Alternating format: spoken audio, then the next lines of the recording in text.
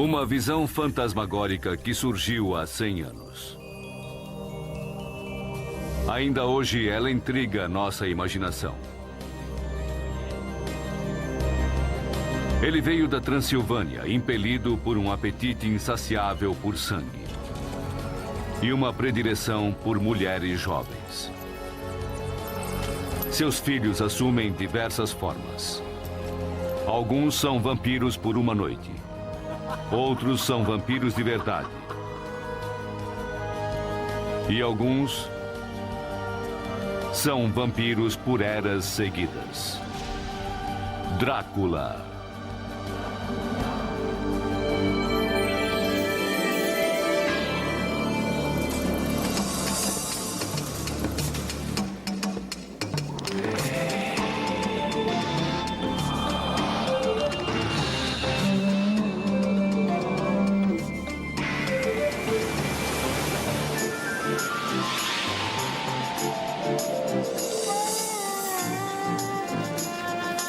Grandes livros.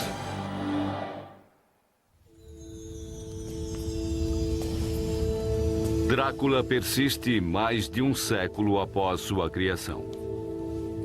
Quando o escritor irlandês Bram Stoker terminou o livro em 1897, achou que tivesse escrito uma boa história de terror na tradição gótica. Talvez uma excelente história, mas Bram Stoker havia criado muito mais que um monstro memorável. Ele havia criado um ícone.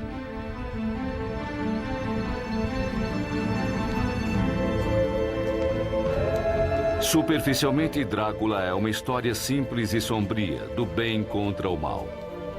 Conde Drácula, um vampiro que sugava sangue, parte da Transilvânia para a Inglaterra em busca de novas vítimas.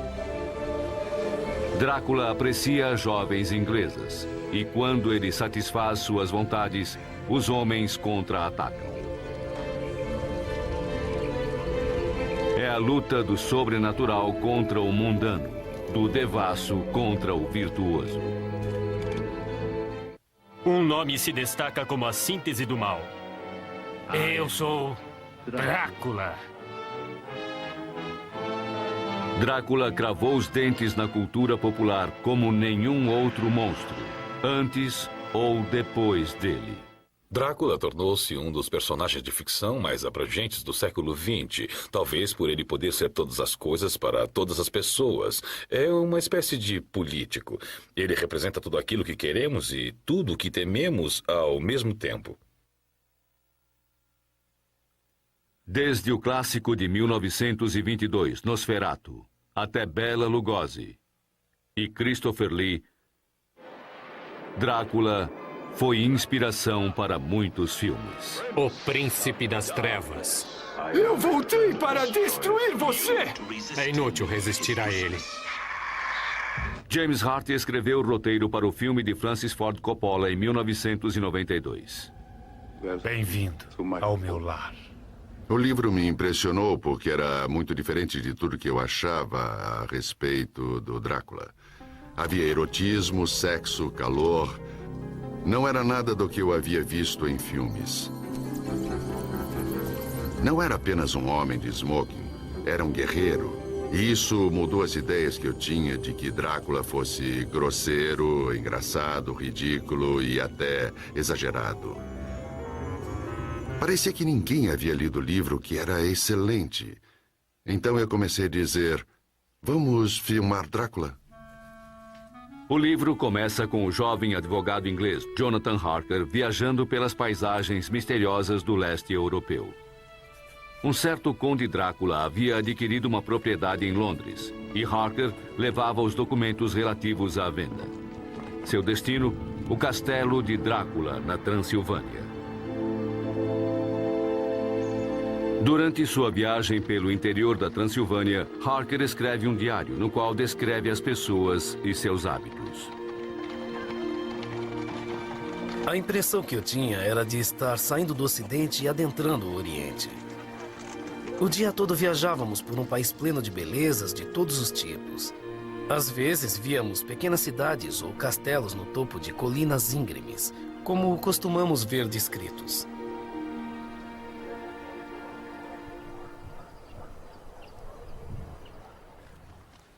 Harker é o homem racional do Ocidente entrando num mundo de religião e superstição. Drácula! Moradores da vila descobrem para onde ele vai e pedem que ele não continue.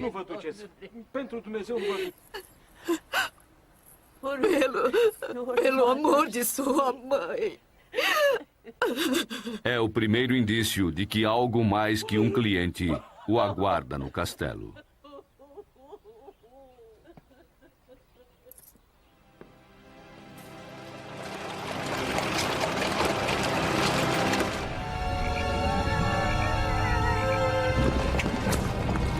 Ao atravessar os Alpes, Harker é levado na carruagem do conde, que some na noite.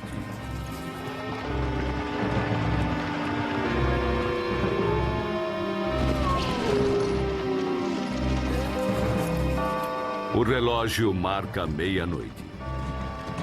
A carruagem chega ao castelo.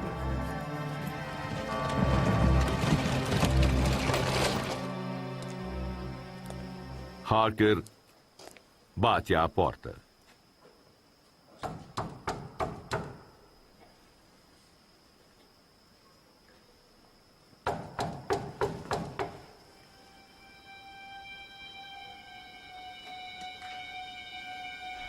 Assim que Jonathan entra no castelo e inicia sua viagem rumo ao lado obscuro do ser humano, sua vida muda. Esse é o evento em torno do qual a trama se desenvolve.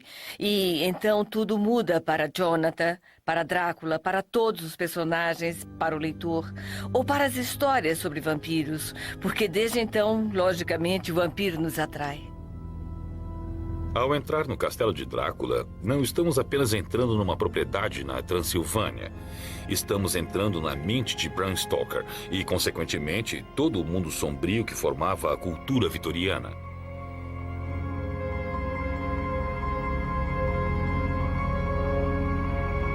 Tudo aquilo que não era confessado à luz do dia, mas no contexto de um livro de terror vitoriano, podia ser mencionado impunemente.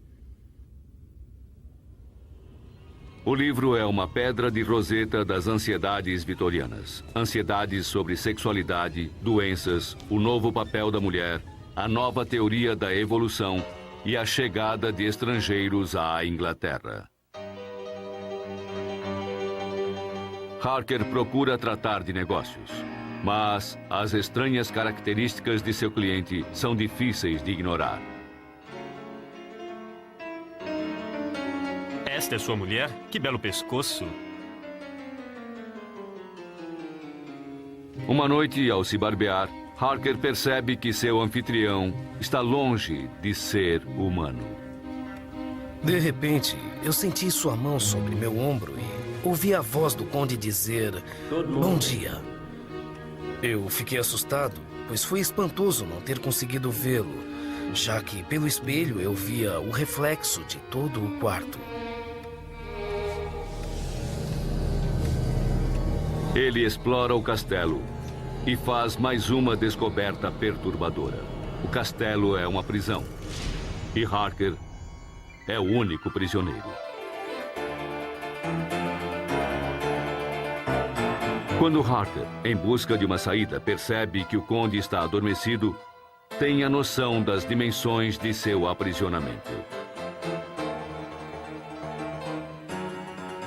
O conde Drácula é um vampiro.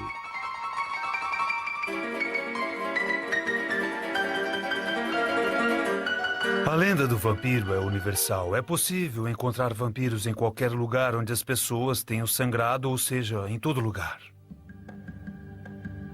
O mito do vampiro não surgiu num único lugar. Ele apareceu em culturas tão díspares quanto a babilônica e a indiana.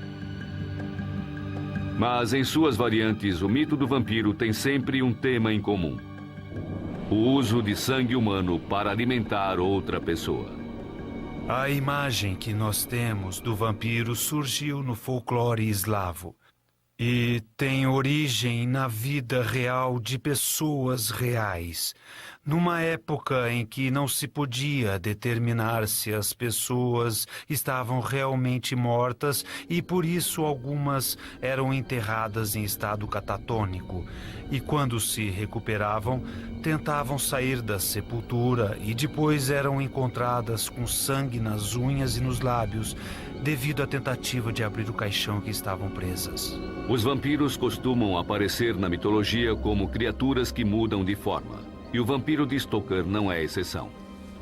Harker vê quando Drácula sai do castelo. Eu sinto o terror deste lugar horrível me dominar. Eu tenho medo, muito medo. Não há saída para mim.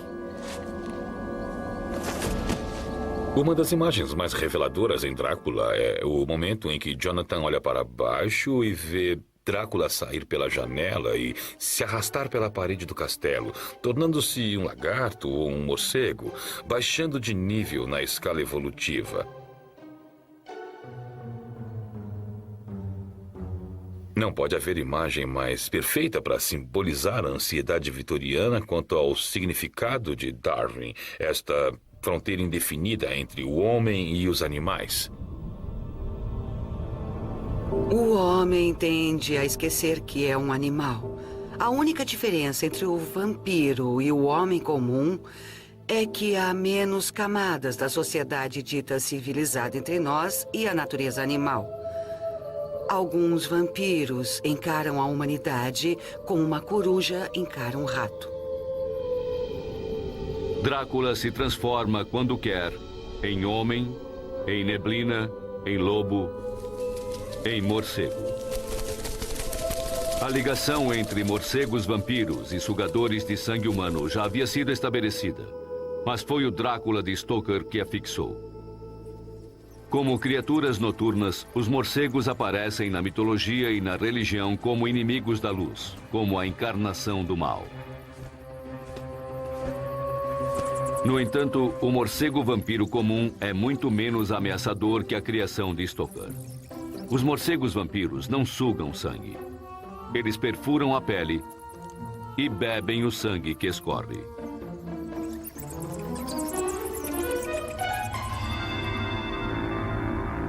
Jonathan Harker deve temer muito mais os vampiros que frequentam o castelo de Drácula.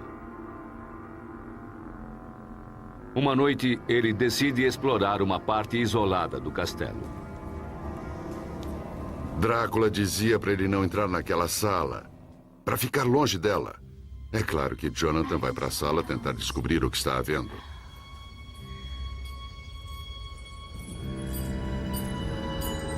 Ele adormece e desperta para o maior pesadelo vitoriano. É uma fantasia do século XX. Fiquei ali parado, olhando por entre meus cílios, vivendo a agonia da maravilhosa espera. Sua cabeça descia cada vez mais. Eu podia ouvir o som de sua língua lambendo seus dentes e seus lábios. Ele é incrivelmente violado por 3 mulheres sensuais, vibrantes, poderosas. E sua única opção é se entregar. Qualquer homem com sangue nas veias, de qualquer lugar, por mais forte que fosse, mesmo que fosse John Wayne, ficaria nas mãos dessas mulheres. E é essa cena do livro, essa sexualidade, essa força da mulher, o reconhecimento pelo homem vitoriano de que elas eram poderosas. E ele apreciava. Foi uma revelação. E me fez ver que a sexualidade que permeava o livro era muito forte, sobretudo quando vista pela perspectiva feminina. Drácula entra no momento exato. Como ousam? Ele pertence a mim. A fala, ele pertence a mim, permeia todo o trabalho de Stoker. Trata-se de apropriação, de posse, de ter domínio sobre alguém. E Jonathan é o tipo de pessoa que é bom dominar, porque ele é submisso e dócil, faz aquilo que lhe ordenam. Tudo gira em torno do interesse de Drácula em Jonathan. Será que ele vai atacar Jonathan? Será que vai penetrá-lo? Vai dominá-lo? Este é um aspecto homoerótico muito forte no livro. Acho que podemos dizer que Stoker tinha muitas dúvidas quanto à sexualidade, à heterossexualidade ou à homossexualidade, ou pelo menos tinha dúvidas sobre suas relações com os outros homens. Já foi dito que seu relacionamento com Henry Irving, seu patrão, foi um verdadeiro casamento em sua vida.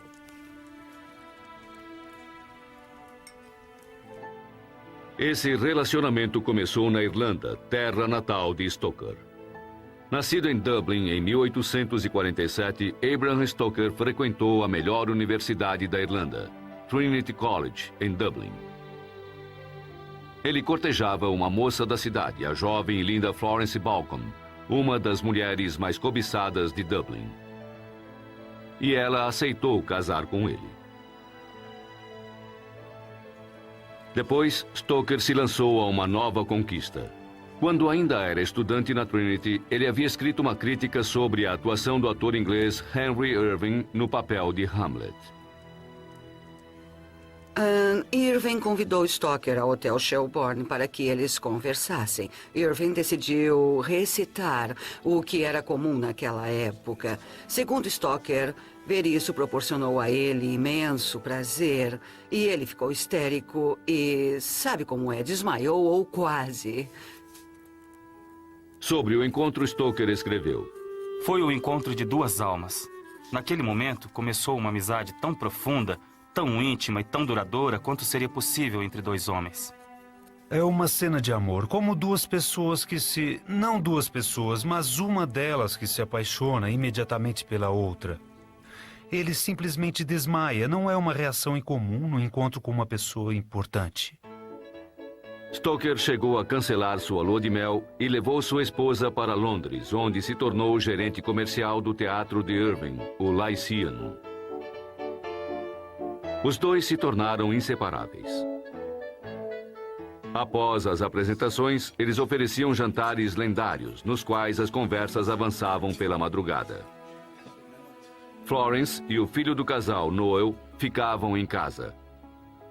Irving se recusava a dividir a atenção.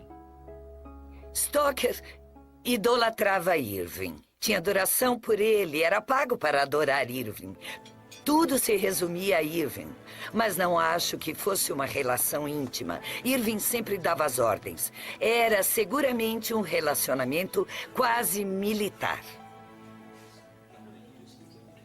É possível até imaginar o Teatro Lyceum como o castelo de Drácula, onde Stoker fica preso durante décadas à disposição de seu vampiro pessoal, que tomava a forma de Henry Irving. Um personagem no livro de Stoker reflete sua devoção escrava a Irving. Seu nome é Renfield e seu mestre é o Conde. Em seu quarto no manicômio na Inglaterra, ele aguarda o chamado de Drácula. Renfield tem sede de sangue. Moscas e aranhas satisfazem suas necessidades, por enquanto. Drácula prometeu a ele suprimentos maiores. Quanto mais Drácula se aproxima, mais aumenta o apetite de Renfield. Sangue! Sangue! O Conde fez uma promessa a Renfield. Senhor e mestre, conceda-me a vida eterna. É um pacto com o diabo. Uma coisa que Stoker fez e que eu considero brilhante é que Drácula oferece uma promessa bizarra de vida eterna, oposta de Cristo. Cristo promete a vida eterna se você aceitar Deus. Drácula promete a vida eterna se você aceitar Satã. Como leitores e como espectadores do filme, nós sabemos que bem no fundo de nossas almas também gostaríamos de viver para sempre. Algumas pessoas acham que a relação entre Stoker e Irving era similar à relação entre Renfield e o Conde Drácula no livro, uma relação entre escravo e mestre. Stoker talvez tenha usado Irving como inspiração para criar Drácula. Mas talvez ele tivesse um candidato bem mais sanguinário em mente. Seu nome, Vlad, o Empalador. Sua terra natal, Transilvânia, Romênia. A Transilvânia fica bem no centro da Europa Oriental. É uma região de florestas escuras e montanhas irregulares. Aqui, castelos antigos tomam conta da paisagem. E cidades medievais parecem intocadas, como se o próprio tempo houvesse parado. Embora Stoker nunca tivesse visitado a Transilvânia, ele havia lido a respeito de um tirano do século XV, conhecido como Vlad, o Empalador, ou Drácula. Vlad não empalava vampiros. Ele empalava seus inimigos. Enquanto as vítimas se contorciam nas estacas ao lado dele, o encantador Vlad sentava-se para jantar. Stoker havia lido sobre o histórico Drácula. Mas quanto ele sabia realmente sobre as aventuras de Vlad? Não há nenhuma prova de que Stoker soubesse, por exemplo, que o Drácula histórico empalava seus inimigos em estacas. Stoker pegou o nome Drácula de um duvidoso livro de história, segundo o qual, em romeno, Drácula significava diabo. Então, ele eliminou o nome que ia usar, Conde Vampiro, e mudou para Conde Drácula. E era só isso que Stoker sabia sobre o verdadeiro Drácula. Até a queda do comunismo em 1989, o livro era proibido na Romênia. Era considerado um exemplo da decadência ocidental. Ainda hoje, a opinião dos romenos sobre o Drácula de Stoker é confusa. Vlad o Empalador costuma ser visto como um patriota. E Drácula, uma fonte de renda. Bem-vindos à minha casa. Por favor, sentem-se e comam à vontade. Peço desculpas por não acompanhar, mas eu já jantei.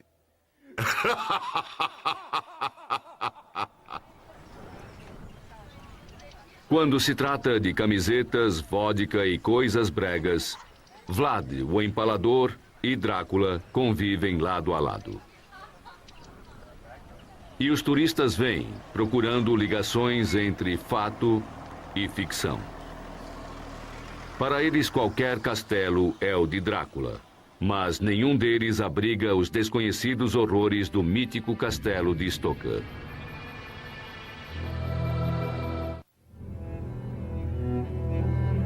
Enquanto Jonathan analisa seu destino no castelo de Drácula, o conde parte para a Inglaterra.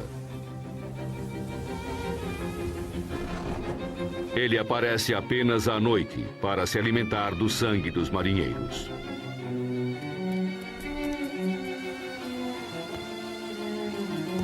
O navio que chega à Inglaterra não tem mais tripulação.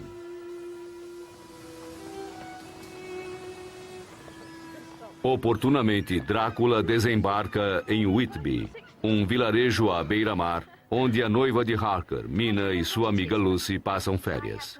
Mina recebeu poucas notícias de Jonathan e espera impaciente que ele retorne. Mina é competente desde o início. É capaz de datilografar melhor e mais rápido que qualquer outra pessoa. Lucy é a mocinha bonita e geniosa, a princesinha, se é que existe uma nessa história.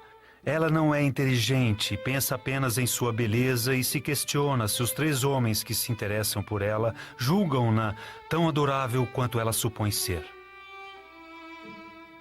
Lucy recebeu 3 propostas de casamento numa única semana e escolheu Arthur, um aristocrata inglês. Mas Arthur não é páreo para o conde. A atração de Drácula é irresistível e Lucy atende ao seu chamado. Numa noite, Mina encontra sua amiga no cemitério. Tive a impressão de ver um vulto escuro atrás do banco, com aquela pessoa de branco inclinado sobre ela. O que era, se era um homem ou animal, eu não saberia dizer. Lucy! Lucy foi mordida. Ela jamais será a mesma. Drácula é capaz de fazer aflorar uma energia sexual feminina sem limites. Quando Lucy, por exemplo, é mordida pelo vampiro, torna-se muito mais agressiva sexualmente. Na verdade, quando ela mesma se torna vampira, perde até seu instinto maternal, o que seria a maior catástrofe para uma boa moça vitoriana, e ela ataca crianças. Drácula converte mulheres vitorianas puras e virginais em feras sedentas de sexo. O grande temor de todo bom homem vitoriano. Depois da mordida, Lucy se desvirtua. Como um inseto cede à atração da lâmpada, ela atende ao chamado de Drácula repetidas vezes. Logo, ela fica sem sangue e sem forças. Os homens se desesperam. Lucy está muito doente, mas sua doença é um mistério. Eles chamam o famoso médico holandês Van Helsing. Ele suspeita do pior. Desesperadamente, ele faz a transfusão de sangue de todos os homens para as veias de Lucy. Mas Lucy foi infectada pela doença do vampiro. E nem sangue humano, nem remédios podem curá-la. Se você observar, a questão é a contaminação do sangue e uma doença sanguínea que tem a ver com a sexualidade, sobretudo tornando as mulheres agressivas sexualmente. A ideia do sangue ruim era uma ideia muito comum na época vitoriana. É uma atitude corajosa e desesperada. No final do século XIX, quando ainda não se conheciam os tipos sanguíneos, uma transfusão poderia ser fatal. Mas cada gota de sangue que os homens doam durante o dia é consumida por Drácula à noite. Cedendo ao inevitável, Lucy morre. Quando é vista novamente, está vagando à noite pelo cemitério, com um bebê no colo e com sangue escorrendo pela boca. Ela se tornou morta-viva, uma vampira. E sua busca por sangue não tem limites. Quando você toma o sangue do coração do vampiro, você se torna um deles. Deixa que o sangue entre em suas veias, assim como bebemos o sangue de Cristo no sacramento. Não há nada de estranho nisso. Acontece uma vez por mês na igreja. É a proximidade entre o vampiro e o sangue que cria essa força mítica. O sangue é o maior símbolo humano. Ele significa a própria vida. É a força da vida. Ver sangue também representa a morte. Representa todas as nossas emoções e nossas paixões, sexualidade e ira. Representa nossos elos com o passado distante. O sangue de Drácula agora corre nas veias de Lucy. Ela está ligada a ele eternamente.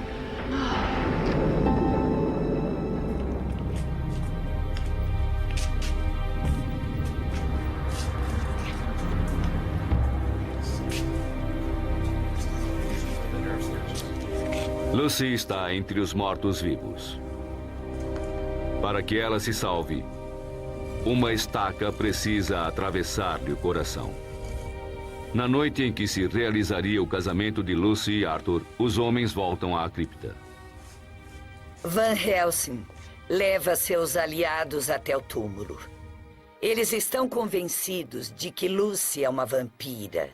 Ela é vista vagando, vampirizando crianças.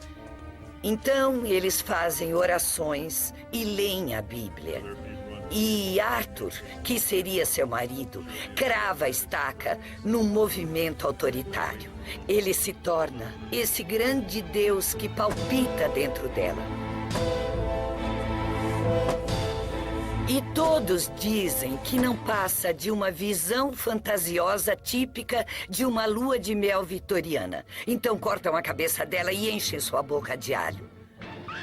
É uma cena muito assustadora porque, obviamente, faz qualquer mulher pensar numa violação coletiva. Ou mesmo numa espécie de mutilação cirúrgica da mulher que eles justificam com a espiritualidade fazendo as orações. Será abençoada a mão que der os golpes. Não. Van Helsing é filósofo, médico e advogado. O Dr. Seward é médico e Arthur é um lorde inglês. Juntos, eles representam todas as ocupações em ascensão e fazem uma lavagem cerebral entre eles. Usar uma estaca para destruí-los é uma coisa bastante máscula. Cravar uma estaca em alguém é a humilhação máxima, a maior punição e também é uma imagem sexual. Os homens fazem uma orgia com Lucy atravessando seu corpo com essa estaca, porque assim podem se sentir melhor. Gosto muito da vingança de Lucy, mesmo usando seu vestido de noiva e estando morta há 5 dias. Ela é a imagem mais bonita que seu marido já viu, mais sensual, mais erótica, que a mulher limitada que ele manteria num canto para exibir e levar as corridas de Ascot e dizer, aqui está Lucy. É a guerra dos sexos no nível gótico. Quando Bram Stoker escreveu Drácula, as mulheres inglesas estavam ganhando as ruas. A partir de 1890, teve início um movimento feminista organizado, além de boa parte da retórica feminista, da retórica acerca da autonomia feminina e das incursões femininas em áreas que antes eram restritas aos homens, além da liberdade sexual feminina. Então surgiu o termo nova mulher, que era repetido à exaustão. Correspondia mais ou menos ao que se chamou, nos anos 60, de liberação feminina.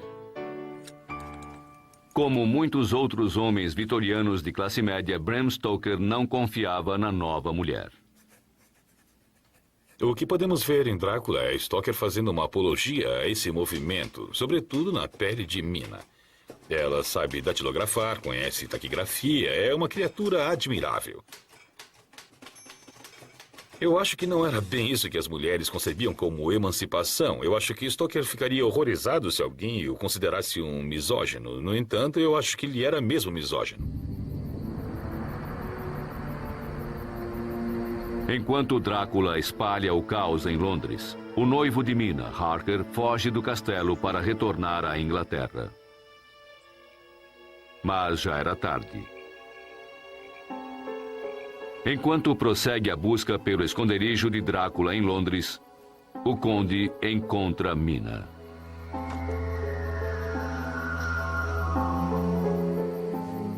A névoa foi ficando cada vez mais densa, com o vapor branco da água borbulhante. As coisas começaram a girar na minha cabeça, assim como aquela bruma girava na sala. Mas no meu sonho eu devo ter desmaiado, porque tudo se tornou escuro. O último esforço consciente da imaginação foi me mostrar um rosto lívido inclinado sobre mim em meio à bruma. É preciso ter cuidado com esses sonhos, porque eles nos podariam a razão se fossem muitos. Noite após noite, Drácula sorve as forças de Mina. Até que uma noite, os homens entram no quarto e veem Drácula. Ele está na cama com Mina. Jonathan está inconsciente ao lado dela. Drácula abre seu peito e, conforme o sangue escorre, obriga Mina a bebê-lo.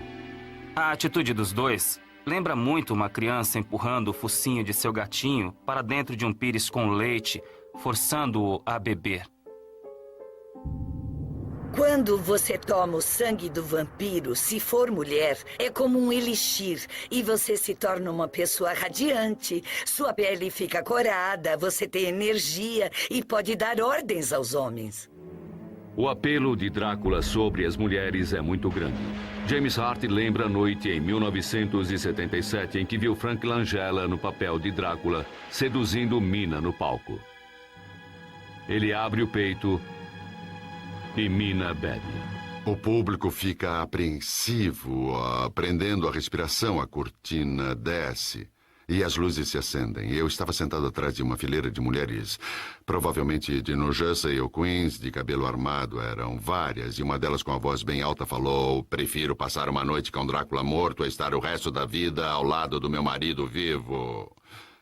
E eu disse: uau! E essa é a força de Drácula. Os homens empunham espadas, armas, crucifixos e estacas. As mulheres vestem suas camisolas mais sensuais. No livro, os homens precisam salvar Mina da vida eterna como vampira. Está iniciada a corrida. Para os leitores vitorianos, era uma cena gótica clássica. Homens de moral inquestionável perseguem o monstro mau e devasso. Mas hoje, muitos leitores preferem Drácula aos seus carrascos. Ele é exótico. Eles são comuns.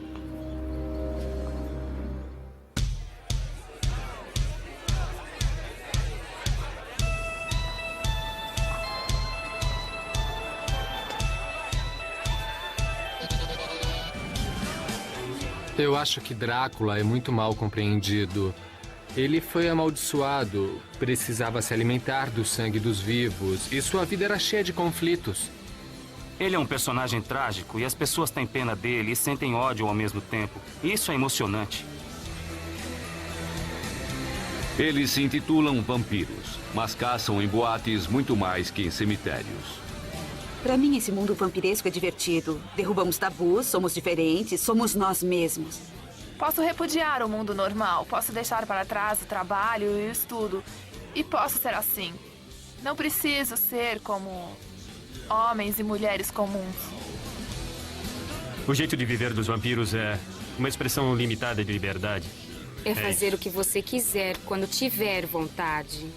Nós não somos maus, somos amistosos e não mordemos. Toma! Eles se intitulam vampiros, mas muitas coisas mudaram desde a época de Drácula. Os caninos, por exemplo. Por $85 o par, qualquer um pode usá-los. O vampiro, que antes era considerado a encarnação do mal, foi reinventado como um símbolo da alienação. Drácula assumiu vários tipos de características positivas no final do século XX e acho que Bram Stoker ficaria espantado com isso.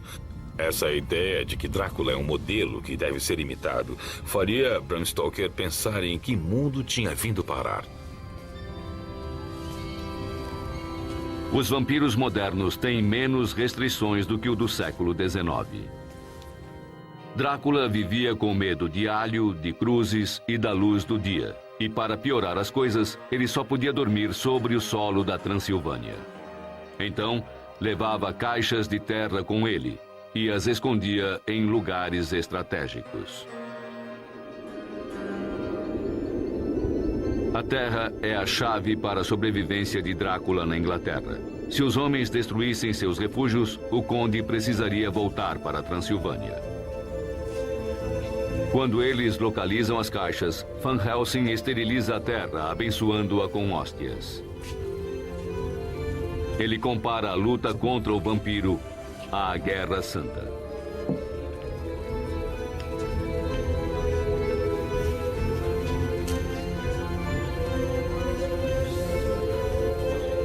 Falhar neste momento envolve mais do que vida ou morte. Morrendo, ficaremos como ele. Estaremos fadados, portanto, a nos tornar esses seres noturnos que se alimentam do corpo e da alma daqueles que amamos. Não é simplesmente a luta pela vida de Mina. É a luta pela própria alma da Inglaterra. Drácula pode ser lido como um romance sobre a supremacia inglesa no final do século XIX, aliada à desconfiança, ao ódio e ao medo para com os estrangeiros.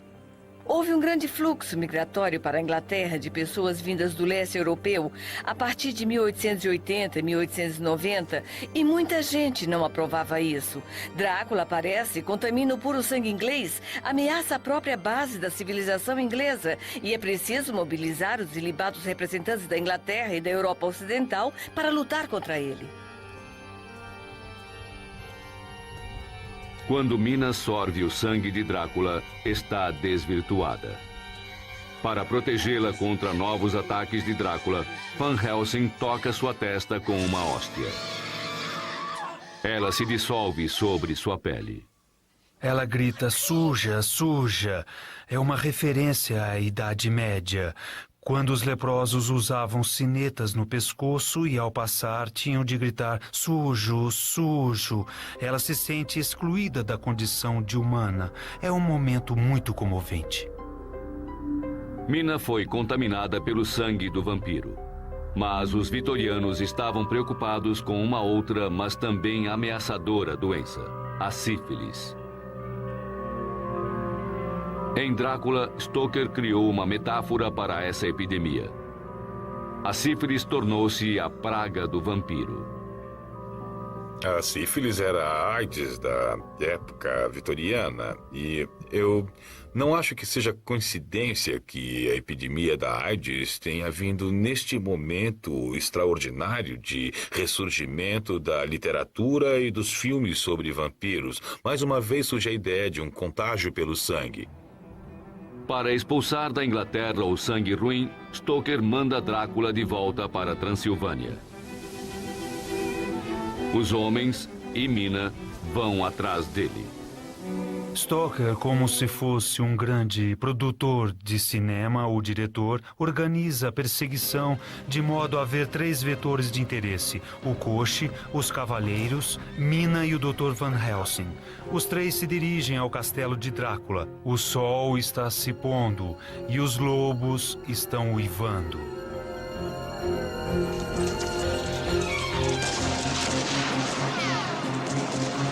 De repente, você se vê num filme de John Ford, em meio a um tiroteio. O sol vai se pondo, os homens vão chegando e então surge Drácula. E Quincy Morris atravessa seu coração com uma faca. Eu não inventei isso, bem que eu gostaria, mas há um ar de triunfo nos olhos de Drácula quando o sol se põe. Então é possível ver em seu rosto aquele ar sereno e ele vira pó. Mas, na verdade, como um crítico observou, ele provavelmente não virou pó, mas tomou a forma de raios de lua, como os vampiros são capazes de fazer. E simplesmente saiu. Os outros acharam que o haviam matado. Mas é claro que não se pode matar Drácula com uma faca, isso é bobagem. Sempre achamos que Drácula havia sido morto com uma grande estaca e um grande martelo, mas não é verdade. Eu pergunto às pessoas, você sabe como Drácula morreu? Bem, eles cravaram uma grande estaca nele. Não, Drácula foi morto por um texano com uma faca Bowie. Então me olham como se eu fosse louco. Com estaca ou não, Drácula vira pó. A maldição chega ao fim. Quando Drácula foi lançado em 1897, as vendas foram boas. As pessoas encaravam o livro como uma história de terror. No entanto, Stoker não teve reconhecimento financeiro nem profissional. Apenas a mãe de Stoker reconheceu que se tratava de um bom livro. Meu caro, é esplêndido. Vai muito além de qualquer coisa que você já tenha escrito. Nenhum livro, desde Frankenstein, de Shelley, ou qualquer outro, chega perto do seu em originalidade e terror. Ou nem chega perto. Mas os lucros com Drácula foram irrisórios. E pouco depois que Henry Irving morreu em 1905, Stoker teve o primeiro de seus vários derrames.